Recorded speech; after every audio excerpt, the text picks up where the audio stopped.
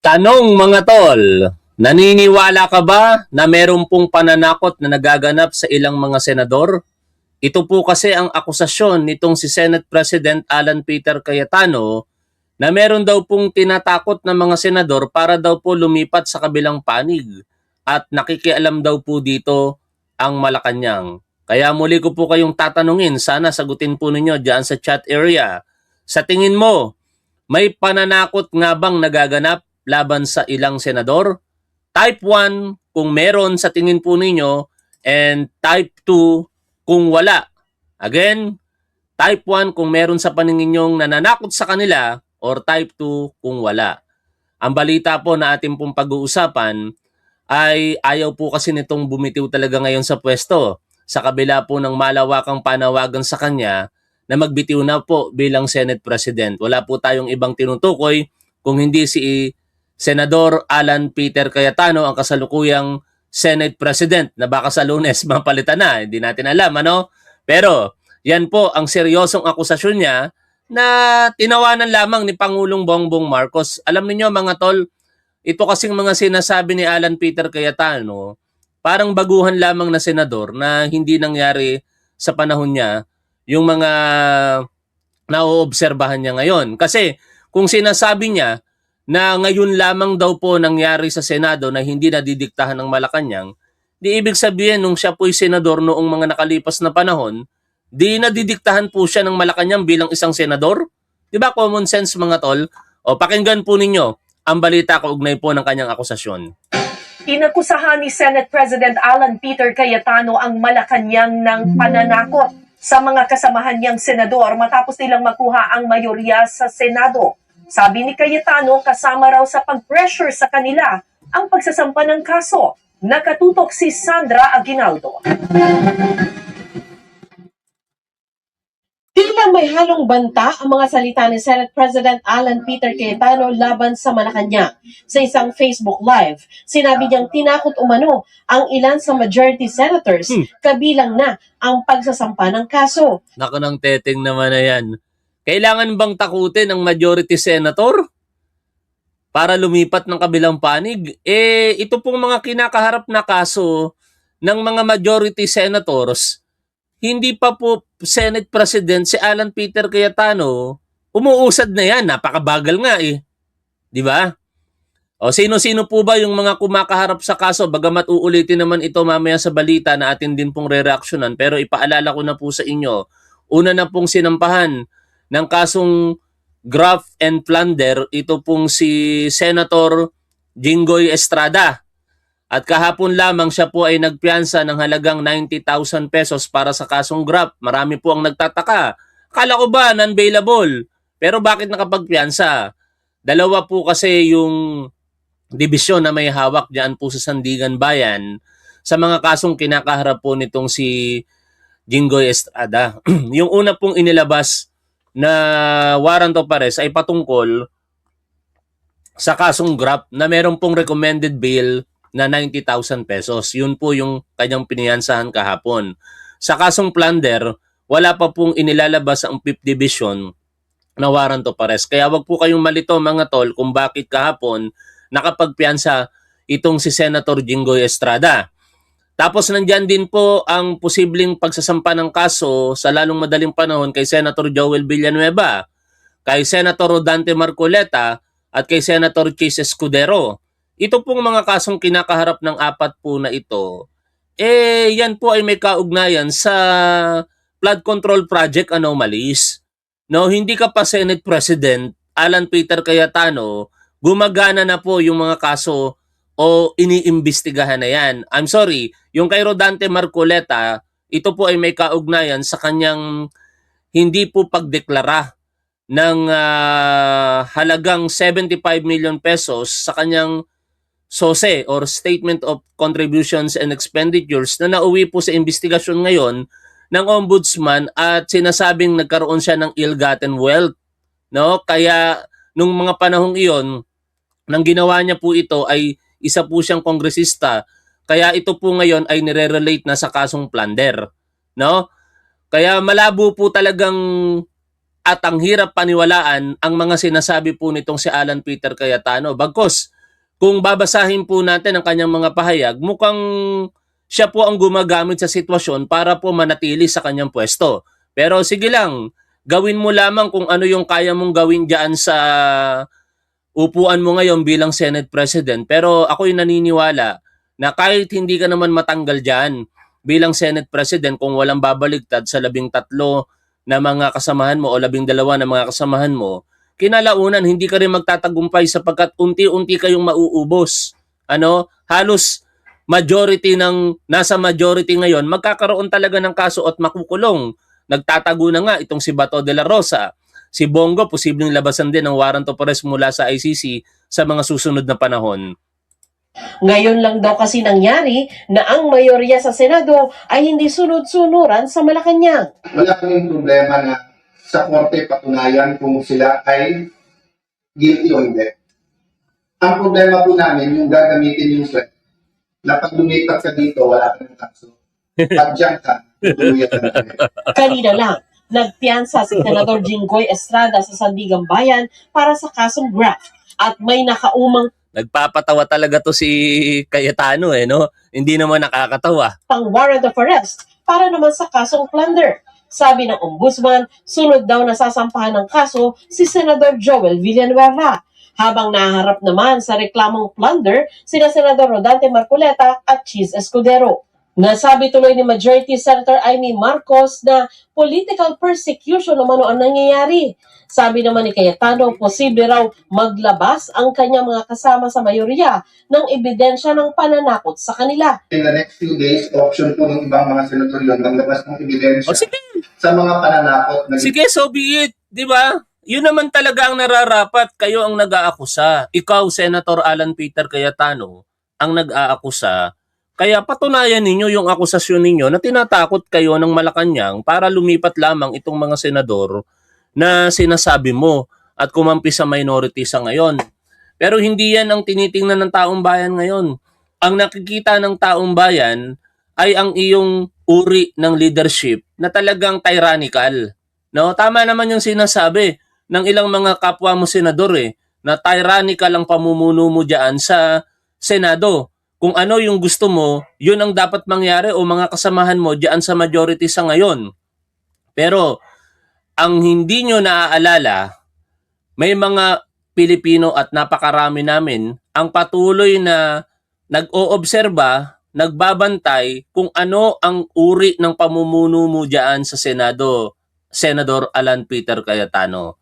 At sawang-sawa na ang mga Pilipino sa panlilinlang na ginagawa ninyo sa taong bayan. Hindi magtatagal, ako'y naniniwala na ang kapangyarihan na ipinagkakatiwala sa iyo ng mga kasamahan mo, hindi mo rin magagamit kinalaunan. Whether ikaw ay manatili bilang Senate President o ikaw ay bumaba sa pwesto, higit sa lahat. Di ba? Kasi bakit ko sinasabi mga tol na hindi nito magagamit ang kanyang kapangyarihan kinalaunan?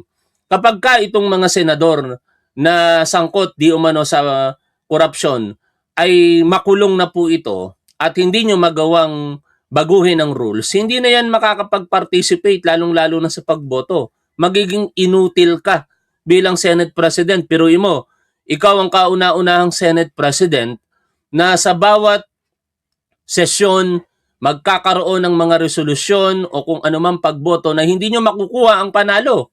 Dahil higit na mas marami sa inyo kinalaunan ang minority. Biruin ninyo, 11 sila solid. Tapos kayo, ilan na lamang ang matitira. Kung magtatago, diin ito pong si Bongo, eventually, di 2 na ang wala na. Tapos makukulong itong 4, minus 6. 13, minus 6, ilan na lamang kayo? 7. Mananalo ba kayo sa 11 bilang kahit ikaw ay Senate President? Mag-isip-isip ka, Senator Alan Peter Cayetano, kaya kapit-tuko ka na ngayon dyan sa pwesto mo. Ngayon, without session o sa plenaryo, nag-decide ka pa kung bakit ko sinasabing tyranny ang pamumuno nitong si Alan Peter Cayetano Nag-decide po ito na bumuo ng subcommittee ng Blue Ribbon nang hindi man lang dinala sa plenaryo. At ayon po kay Senator Tito Soto, yan po ay bawal. hindi po legal rather, no? Sabi po dito ni Senator Tito Soto, kinwestiyon o sa balita ng 1PH, kinwestiyon ni Senator Tito Soto ang plano ng bagong Senate Blue Ribbon Committee na bumuo ng subcommittee para ipagpatuloy ang investigasyon sa flood control projects. Ito ay matapos ihayag ni SP Alan Peter Cayetano na magpapatuloy ang pagdinig sa Huwebes at maglalabas ng notices si Senator Rodante Marcoleta sa Lunes. Ayon kay Soto, hindi umano legal ang pagbuo ng subcommittee kung hindi ito ginawa sa plenaryo. Paano mag-create ng subcommittee na hindi sa plenary ginawa? Not legal. Dagdag pa niya, dapat umanong gawin ang hakbang sa plenaryo sa Lunes upang maging legal ang proseso. O di ba? Naturingang abogado kayo at nagmamagaling kayo sa mga rules. Napapangaralan tuloy kayo ng isang graduate sa One Ball University. De, joke lang yun ha. Sa school bukol po yun. Pero 5-termer senator po kasi itong si Senator Tito Soto. Former Senate President, 2 beses. Kaya halos napaka-familiar na po talaga nito sa rules. Sabi niya nga, ang rules ay parang likod ng kanyang kamay. Kung gaano niya po ito kabisado at kapamilyar. Tapos ngayon bilang Senate President, parang hindi mo alam mismo kung ano ang rules, Alan Peter Cayetano. And by the way, kaya mo marahil ginagawa ang mga bagay na yan ngayon na ibigay ang kapangyarihan na mag-imbestiga kay Senador Rodante Marcoleta kaugnay ng flood control project anomalies para i-appease itong si Rodante Marcoleta. Bakit? Kasi baka isa ito sa mga humuda sa'yo. Ha? Dahil nangangarap talaga ito na makabalik sa Blue Ribbon Committee pero hindi mo binigay at binagay mo bagkos sa kapatid mong si Pia Cayetano. Biruin mo, ang kapatid mo na si Pia Cayetano ang chairman ng Blue Ribbon Committee, tapos magtatalaga ka pa ng isa na si Rodante Marcoleta para sa pag-iimbesta ng flood control project anomalies. Anong uri meron yan? 'Di ba? Kitang-kita ninyo na ang layunin mo lamang pagbigyan ng kagustuhan ni Senador Rodante Marcoleta. Anyway, balik po tayo dito po sa pinapanood natin balita. ginawa para hindi namin mabuo yung independent na senador. Hiningan pa namin ng reaksyon dito si Pangulong Bongbong Marcos. Pero itinanggi niya ang sinabi ni Senador Marcoleta na nitong mga nagdaang taon, ang Senate presidency raw ni Cayetano ang kauna-unahang walang basbas ng Malacanang. Ang sabi ni Marcos, out of this world at Talagang out of this world yun mga tol. Di ibig sabihin inaamin ninyo na nung nakaraang administrasyong Duterte, lahat ng naging Senate President dyan, naging hawak-hawak sa leeg ng Malacanang. Kasi ganun yung lumalabas sa paliwanag niya at bahagi ka doon, naging senador ka. Buti sana kung first time senator ka, Alan Peter Cayetano, masasabi ko pang, ay baka totoo nga. Hindi eh. Ikaw mismo ay naging senador sa nakalipas na panahon. Naging senador ang kapatid mo na si Pia Cayetano. Kaya kung ang lohika ng mga sinasabi mo ang paniniwalaan ng taong bayan, dapat ikaw mismo umamin muna. Nung panahon na kami senador ng aking kapatid na si Pia Cayetano, hawak kami sa leeg ng Malacanang. Aminin mo yon para mapaniwala mo ang tao, hindi yung magiging selective ka na porket ang nakaupo ngayon ay si Pangulong Bongbong Marcos, hindi nyo kaalyado, tapos ngayon ganyan ang sasabihin ninyo. Di ba mga tol? It doesn't make sense eh.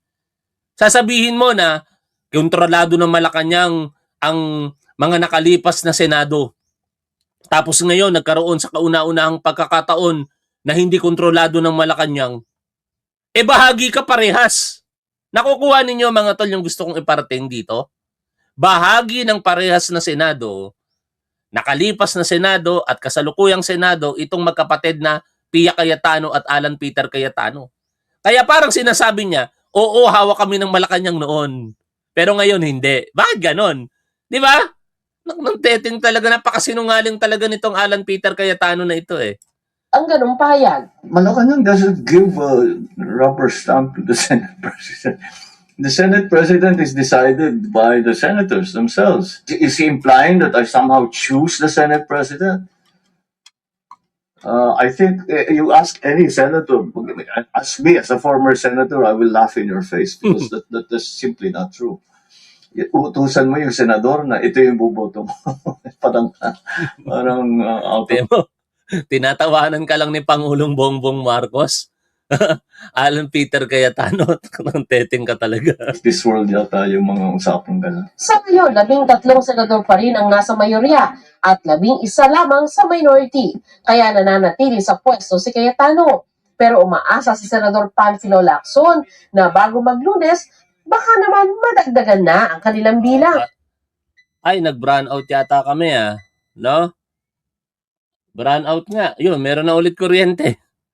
Naka-UPS lang ako Sana hindi tayo mawala sa ere, nag-brown out po sa amin mga tol. Pero meron na ulit. Ang problema kasi dito kay Alan Peter Cayetano mga tol, sa totoo lang, ay kapituko po ito sa kapangyarihan. No?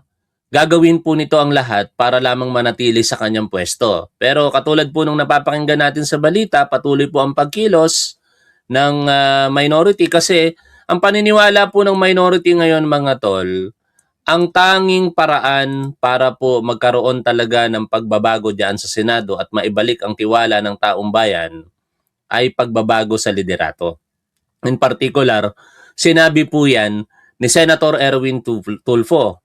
Ayon po dito sa kanyang naging pahayag kahapon, I believe change of leadership is the only way to restore the dignity of the Senate. We wasted our time trying to protect Bato de la Rosa. Where we attack, na-attack ba tayo? Yung walang nangamusta sa amin? Di ba?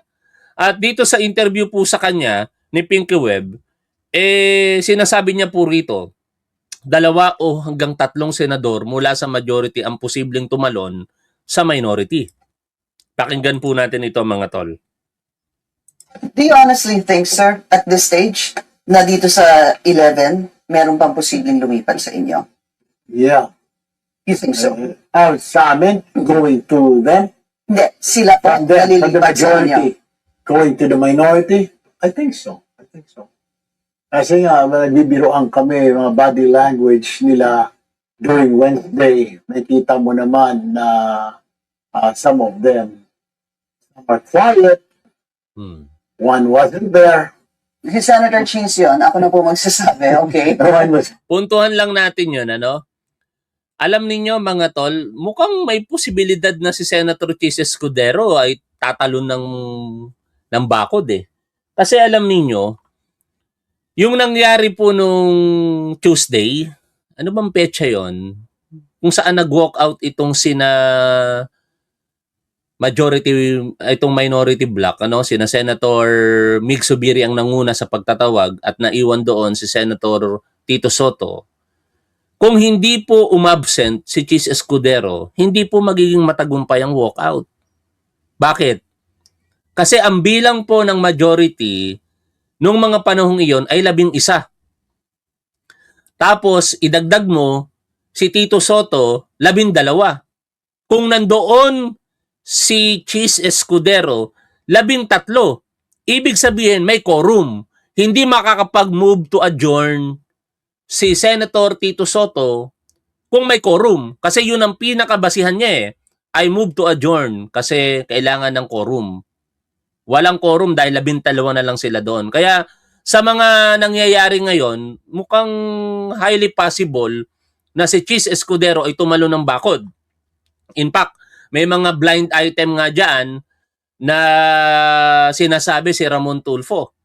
At ayon kay Ramon Tulfo, kaibigan daw po ni First Lady Lisa Marcos ang isa sa posibilidad na tumalon. No? Kung literal natin titingnan, si Chis Escudero ay masasabing kaibigan ni First Lady Lisa Marcos.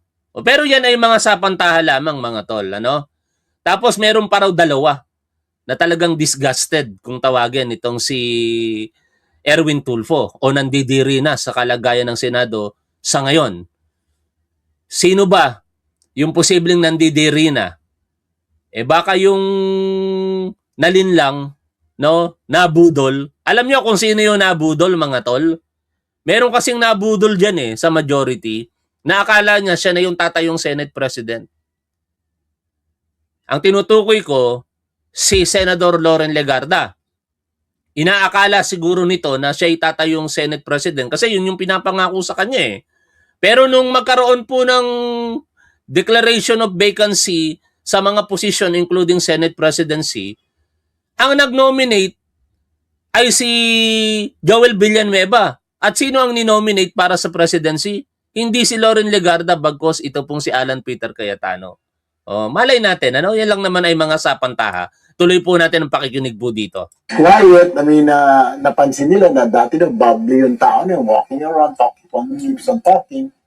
And then the other one is like, well, listening lang. So, nakikita mo actually three people. So, nakikita nila na pwedeng kausapin. So, I really don't know. So, you don't think at this stage, sir, na may kaso na po si Senator Jinggoy, may posibleng kaso si Senator Joel that they will band together more strongly at kayo po, alam ko, sinabi ni Senator Ping, solid ho kayo? Yeah, well, that's what Ombudsman Remulla said, di ba? So, warrants of arrest that will come out very, very soon. So, no, the 11, I'm 100% sure na walang lilipat sa 11 dito sa... Yan ang kasiguruhan talaga, no? Sa 11, wala talagang tatalon. Bakit ka naman tatalon? Para ka nagpakamatay nun, mga tol, kapag tumalon ka from minority to majority ngayon. Biruin ninyo, kinakasadla ka ng majority ngayon. Saka, eto, no, sa kauna-unahang pagkakataon, katulad ng marami ng pagpapaliwanag na ginawa rito, kahit hindi makuha ang Senate presidency kay Alan Peter Cayetano, at kung talagang makapal ang pagmumukha niya na ayaw bumitiw sa pwesto, mananatili naman siyang Senate President. Kasi kailangan ng 13 boto para matanggal siya bilang Senate President. Pero ang masaklap sa kanya, pwedeng ideklara ng minority ang lahat ng committee opposition vacant. Ang tanging hindi maidedeklarang bakante ay ang Senate President. Anong ibig sabihin nun? Lahat ng mga committees pwede ngayong makuha ng minority. Kasi sila yung mas maraming bilang.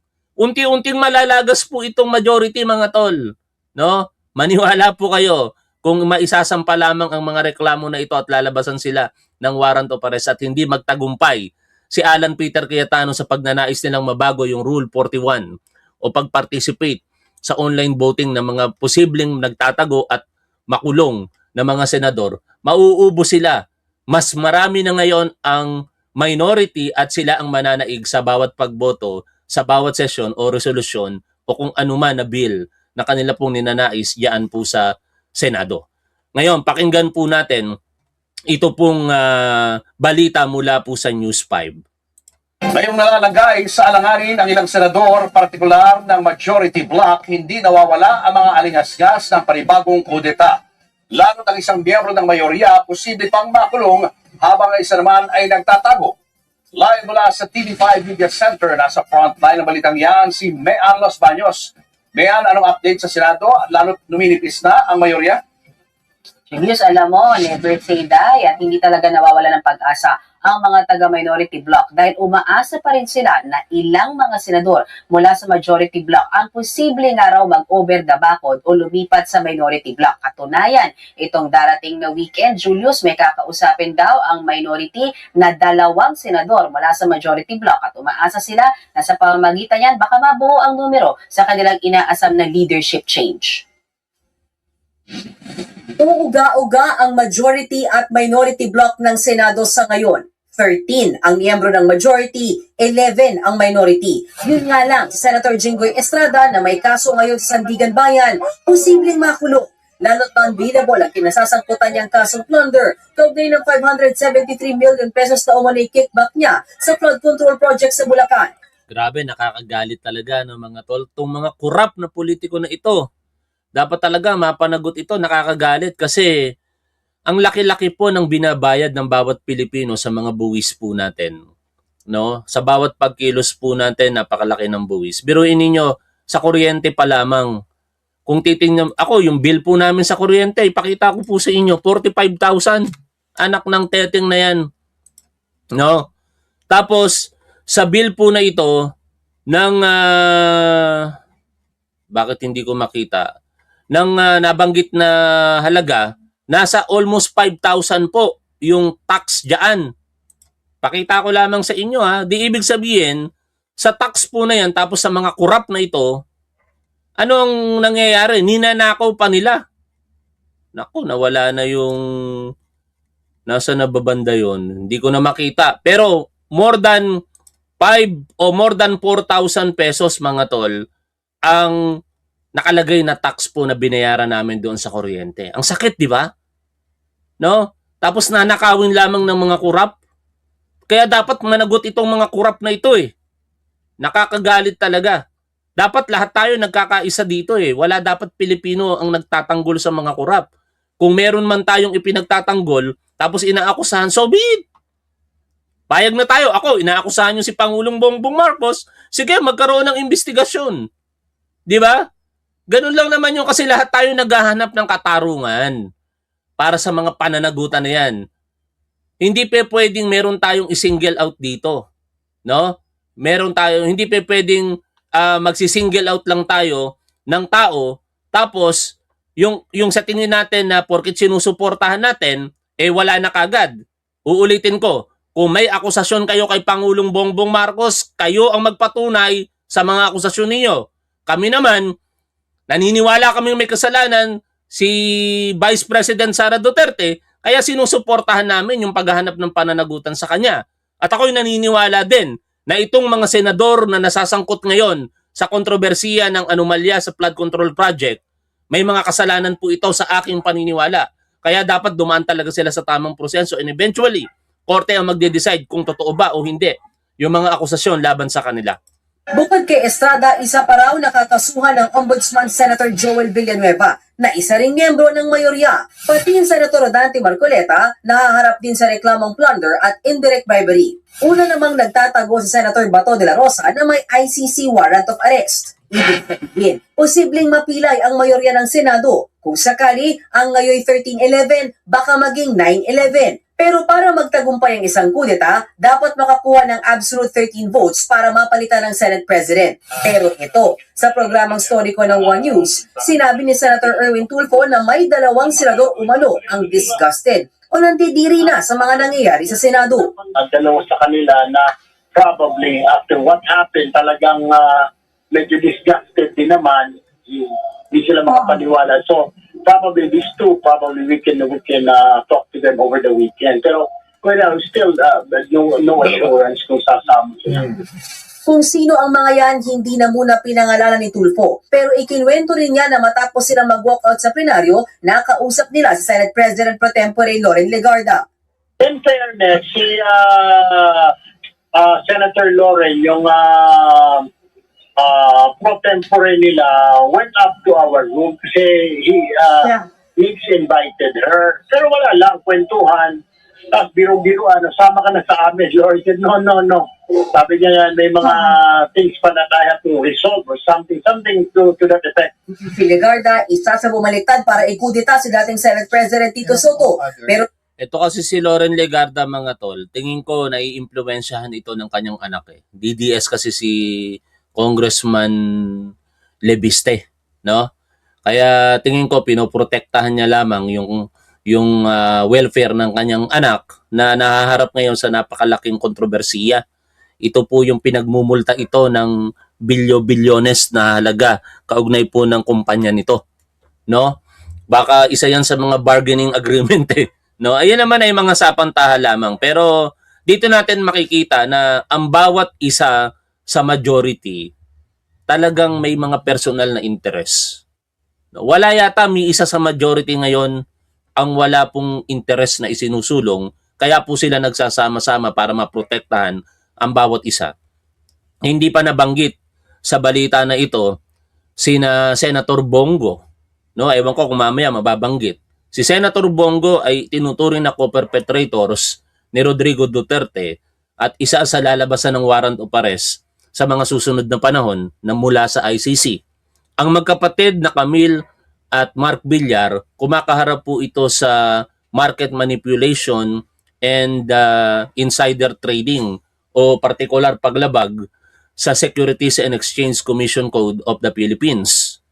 Nandiyan din po itong sina Robin Padilla na ngayon ay sinampahan na po ng reklamo sa prosecution para po sa paglabag sa Presidential Decree 1829 or obstruction of justice. Itong sina Pia Cayetano, Loren Legarda at Amy Marcos, hindi pa natin alam kung ano yung particular na issue sa kanila sa ngayon. Pero ang mga biases nila, alam naman natin kung nakanino. Lalong-lalo na itong walang hiyang babalina, no, na walang ginawa kung hindi siraan ng ating Pangulong Bongbong Marcos. Tingnan yung itsura nitong si Babalina. Pero wag na natin puntuhan yon kasi ad hominem na yon. Balik po tayo dito po sa balita. Pero paglilinaw ng senadora, magkakaibigan pa rin sila kahit na nasa magkaibang grupo na. Naniniwala si Senator Tulfo na matindi ang tama sa imahe ng Senado ng mga kaguluhan sa institusyon. Mareremedyohan lang daw ito oras na mapalitan na ang liderato. Si Senator Amy Marcos naman muling iginiit na political persecution ang nangyayari. Timing daw kasi ang attempt ng minorya na harangin ang isinusulong nilang online participation sa sesyon ng Senado. Yung online participation na yan, bakit nyo ngayon sinusulong? 'Di ba? Kung talagang hindi para sa interest ninyo ang pagsulong ng online participation, dapat noon nyo pa ginawa yan. Bakit ngayon nagtatago si Bato de la Rosa at posibleng makulong ang ilang pang mga senador sa kanyo lamang isinulong yan? Common sense, no? Tapos wala namang national emergency or force majeure na pinag-uusapan. In fact, yung pangangatwiran pa nitong si Robin Padilla ay salang-sala pagdating sa force majeure. Anyway, napag-usapan na natin yan sa nakalipas na mga live streaming natin. Kaya balik na po tayo dito.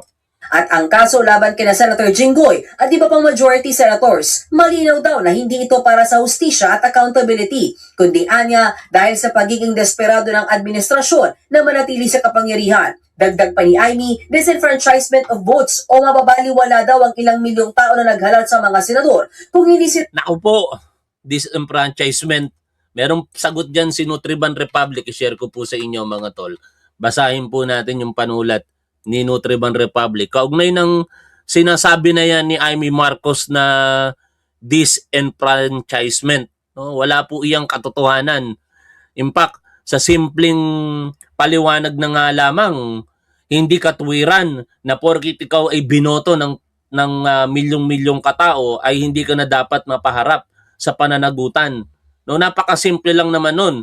Kung ikaw ay gumawa di umano ng pagkakamali sa bayan, regardless kahit gaano karami ang bumoto sa iyo, hindi mo dapat yang gawing sanggalang para sabihin na ikaw ay hindi na usigin o papanagutin dahil milyon-milyon tao ang bumoto sa iyo. Basahin po natin itong pahayag dito nitong si Nutriban Republic.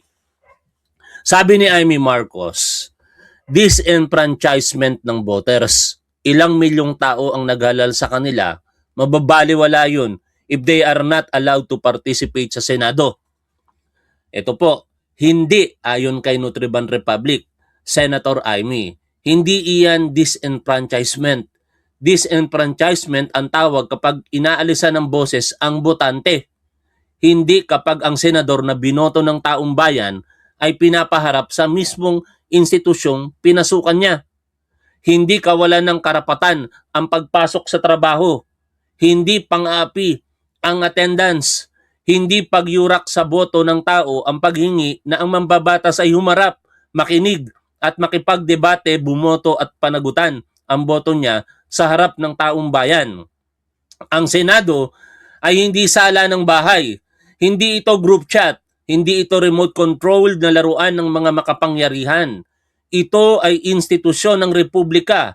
Dito, binabalangkas ang buwis, budget, karapatan, parusa, pribilehiyo, kapangyarihan at kinabukasan ng milyong-milyong Pilipino. Kaya kung may dapat tayong tawaging disenfranchisement, ito yon, ang pagnanakaw sa tiwala ng bayan. Disenfranchisement, ang sirain ang public trust. Disenfranchisement, ang gawing shield ang pwesto laban sa pananagutan. Disenfranchisement, ang tratuhin ang mandato ng botante na parang personal property, family heirloom o VIP pass sa kapangyarihan. Disenfranchisement, ang gawing flexible ang batas kapag kakampi at bakal kapag ordinaryong tao. Disenfranchisement, ang manahimik sa korupsyon, magtago sa teknikalidad, magpaikot ng proseso at pagkatapos magpanggap na ang tunay na biktima ay ang senador na pinapasok lang sa sesyon. The Constitution is not sentimental about public office. It is strict. Public office is a public trust. Hindi iyan dekorasyon.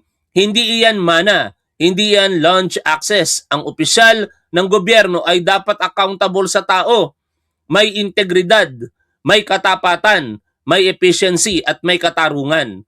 Kaya ang tanong, bakit parang mas umiiyak ang ilan sa mga convenience ng senador kaysa sa tiwala ng mamamayan? Hindi ito simpleng usapan ng technology. Hindi ito simpleng ayaw nyo lang sa remote.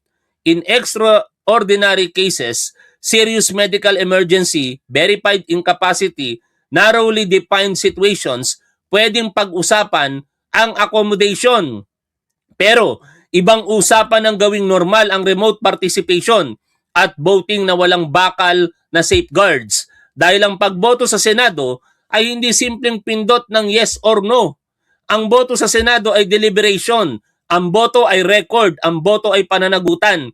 Ang boto ay pagpayag na makita ng taong bayan kung naintindihan mo ba ang batas, kung handa ka bang sagutin ang tanong, kung may tapang ka bang ipagtanggol ang posisyon mo, at kung kaya mong tumayo sa bigat ng desisyon mo. Hindi iyan online checkout. At dito nagiging nakakainsulto ang paggamit ng salitang disenfranchisement. Sa kasalukuyang mayorya pa lamang, ang daming dapat ipaliwanag sa bayan bago sila mag-lecture tungkol sa paggalang sa boto.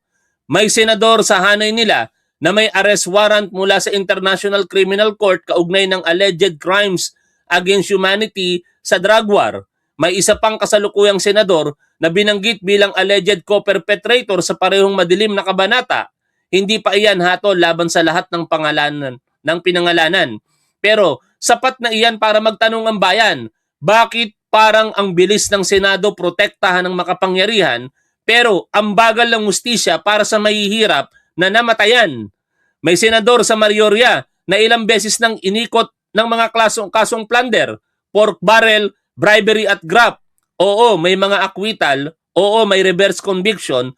Dapat tumpak tayo roon. Pero hindi rin pwedeng burahin na may natitirang graft proceedings at may mahabang kasaysayan ng PDAP scandal na kumapit pa sa pangalan niya. Hindi yan maliit na footnote.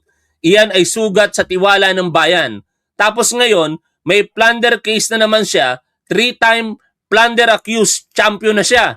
May senador sa mayorya na may dating conviction sa illegal possession of firearms na napawi sa bisa ng pardon. Legal na naibalik ang karapatan niya. Yes, pero kapag pinag-uusapan ay moral authority sa paggawa ng batas, hindi bawal maalala ng taong bayan na ang ilan sa gumagawa ng batas ay minsan nang nahatulan sa paglabag dito. Lalo na kung himod puwet siya sa pamilya na nagpapardon sa kanya. May pinuno ngayon ng Senado na may dating SEA Games controversy sa likod ng pangalan niya. Cauldron, gastos, procurement questions, public scrutiny. Hindi porke hindi nauwi sa conviction ay wala ng karapatan ng publiko na itanong bakit laging ang explanation ng makapangyarihan ay trust us habang ang ordinaryong Pilipino kailangan ng resibo sa bawat galaw.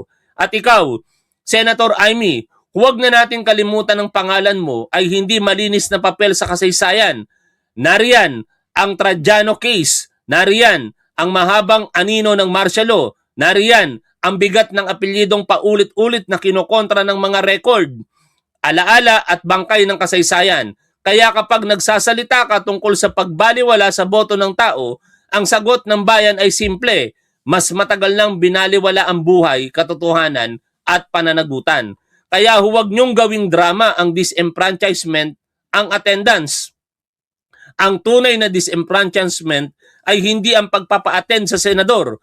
Ang tunay na disenfranchisement ay kapag ang botante pagkatapos bumoto ay nanonood na lang habang ang Senado ay nagiging silungan ng mga may kaso, entablado ng mga may dynasty at machinery ng may mga pinoprotektahan. Ang tunay na disenfranchisement ay kapag ang mahirap kailangang humarap sa korte, sa barangay, sa ospital, sa opisina, sa ayuda, sa pulis, sa bangko, sa immigration, sa employer, sa school, sa pila, sa traffic, sa init, sa baha. Pero ang senador, na gumagawa ng batas para sa lahat gustong maging optional ang pagharap. Ang tunay na disenfranchisement ay kapag ang batas ay laging mabigat sa ordinaryo pero magaan sa makapangyarihan. Ang tunay na disenfranchisement ay kapag ang tiwala ng bayan ay inuubos ng paunti-unti.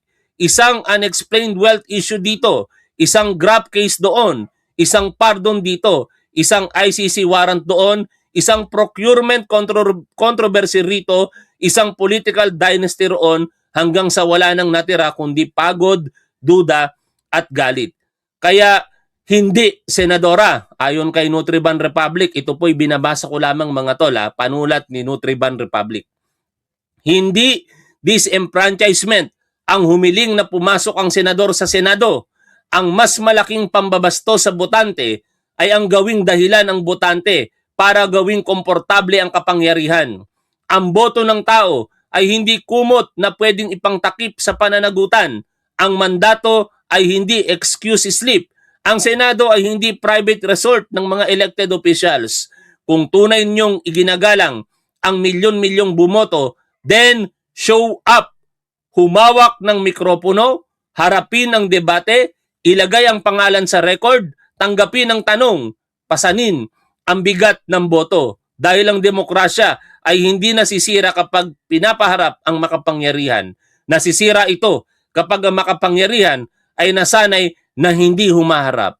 Kayo ba ay nag-a-agree mga tol dito sa mga sinabi nitong si Nutriban Republic? Type 1, kung kayo po'y sumasang-ayon sa mga sinabi niya po dito patungkol sa sinasabi nitong si Amy Marcos na disenfranchisement ng voters kung hindi daw po makakapag-participate itong mga senador katulad ni Bato de la Rosa. Ganun lang yun. Ipakita natin ngayon ang ating boses. Kung kayo'y naniniwala kay Nutriban Republic, type 1. At kung kayo'y hindi naniniwala dito kay Amy Marcos, type 2. Kindly comment your opinion mga tol, or kung ano yung inyong masasabi tungkol sa binasa po natin. Pakinggan po natin patuloy ito pong balita. Sila papayagan na sumali at bumoto sa sesyon via online. Pero hit naman ni Senator Pay Lacson, pwede pa rin namang physically present sa impeachment trial ni Vice President Sara Duterte ang mga senator judges na posibleng maharap sa pagkakakulong. Pwede raw humingi ng permiso ang impeachment court sa Sandigan Bayan o anumang korte na nakakasakop sa kaso ng isang senador. Doon hihiling ng leave of court. Oras daw na mapayagan ito, e-escorta ng isang senador papunta sa Senado para makadalo at makaboto sa impeachment trial. Muling iginiit ni Senator Lacson, hindi pwede ang work from jail. Ang online participation ay para lang daw sa mga pagkakataong may force majeure at national emergencies. Julius, dahil nauwi nga sa pag-walk out yung diskusyon noong nakaraang Martes doon sa motion kung papayagan ba yung teleconferencing o yung online na pagboto at pag-participate ng mga senador sa sesyon, inaasahan ng mainit na naman ang debate sa darating na Lunes. Isa pang dapat. Biro nyo, hindi ba kayo nahihiya dyan? No? Mga nasa majority? Mag-online work kayo? Nagtetting na yan. Kaya nyo naman pumunta sa Senado tapos mag-online work kayo? Tapos porket hindi kakayanin kasi makukulong, bibigyan nyo ng pribilehiyo itong mga senador na posibleng makulong? Ang kakapal talaga ng pagmumukha ninyo. Abangan dyan, makakabuo na ba ng numero ang menorya at masasagawa na ba yung matagal na nilang pinaplano na kudeta? Lahat ng yan, abangan ng susunod na kabanata. Balik sa iyo, Julius. Mayan, paano yan kung biglang mas marami na ang minority bloc sa Senado? Di kapag nagsimula ang impeachment trial at merong motion, sila na ang masusunod. Para bang kalakaran dito? Alam mo, Julius, ang daming scenarios kasi and some of them, first Ito maganda to mga tol, tong senaryo, ano? Yung mga posibleng mangyari. Makailang beses na nating sinabi. Kaya nga sinasabi ko sa inyo ulit, sige na, manatili na sa iyo, Alan Peter Cayetano. Total, makapal ang mukha mo, kapituko ka sa kapangyarihan eh. O ikaw na Senate President, pero may isa na gusto mo. Kapag yan ay sablay, hindi yan mananalo sa Senado. Dahil ang bilang ngayon, nasa minority na. Nakakagulat, ano? Sa kauna-unahang pagkakataon, mangyayari na majority sila kung tawagin, pero ang bilang nasa minority. time mangyayari. Kasi kunwari may tumawid na isa ngayong weekend, kunwari lang naman magiging 12 na yung minority block, pero and then magiging 11, tama ba, yung majority, pero wala pa rin hindi pa rin mabuo ng minority yung 13, so hindi pa rin siya enough para magkudeta. So first time mangyayari na, paano nga ba pag nagpantay yung numero or mas malaki yung numero ng minority kaysa sa majority pero hindi maka-13 para magpalit ng liderato? All those things possible na mangyari this coming week, So, yan ang sinasabi ng ilang mga senador na first time in the history ng Senado pag nagkataon. At kung sakasakali naman, Julius, na mabuo na kunwari ng minorya yung kanilang 13 at kunwari lang naman, kung sakasakali ay magkaroon ng kudeta this coming Monday at mapalitan yung liderato, maiiba talaga yung simoy ng hangin pagdating dyan sa issue ng impeachment trial ni VP Sara Duterte. Kumbaga, titignan natin yung numero kung saan yung posibleng killing at posibleng boto ng mga senador kung magpapalit ng liderato. Kung mababalik yung dating minorya na sila Senator Amy Marcos, magiging minority ulit sila, hindi na sila majority, and then kung babalik sila Soto as majority block, panibagong pagpapalit na naman yan, panibagong, hindi lang actually yan sa impeachment yung committee chairmanships hilong-hilo na rin. Dahil kada nagpapalit. Ganon talaga yon, Kada magpapalit ng liderado, magpapalit din ng committee chairmanship. Pero ang maganda ngayon, mga tol, kahit hindi magpalit ng liderato, kung mas marami na ang minority, magpapalit pa rin ng committee chairmanship. Kaya ikaw, Alan Peter Cayetano, magiging palamuti ka na lamang dyan. Kung talagang makapalang mukha mo at kakapit pa rin sa tungkulin, dahil ikaw ay Senate President pa rin, dahil hindi makabuo ng 13 bilang yung minority, yet, mga desisyon mo, kagustuhan ninyo, nasablay, hindi na yan mananalo. Ano sa tingin ninyo? Ang masasabi ninyo dito, mga tol? Ano ang inyong masasabi sa topic po natin ngayon? Kindly comment dyan po sa chat area at comment section, pati sa replay po natin. Sabihin ninyo yung mga gusto nyong sabihin sa mga personalidad na ating pong pinag-uusapan. Maraming salamat. Lagi po nating tandaan kung ano ang tama at dapat, doon po tayo.